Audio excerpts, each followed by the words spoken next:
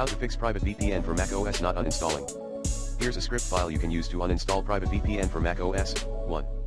Open your preferred text editor, such as TextEdit or Sublime Text, and create a new file.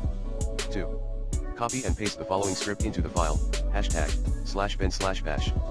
#uninstall PrivateVPN sudo rmrf/application/privatevpn.app sudo rmrf/library/application support/privatevpn sudo rmrf/library/LaunchDaemons/com.privatevpn.PrivilegeHelper.plist sudo rmrf/library/LaunchDaemons/com.privatevpn.PrivateVPN.plist sudo rmrf/library/preferences/com.privatevpn.PrivateVPN.plist sudo rmrf/user/shared/privatevpn. Echo PrivateVPN has been uninstalled successfully.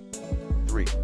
Save the file with a.sh extension, e.g. uninstall_privatevpn.sh. 4.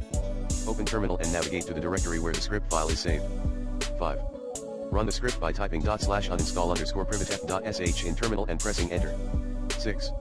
You will be prompted to enter your admin password. 7. Wait for the script to finish running. Once it's done, PrivateVPN should be completely uninstalled from your Mac.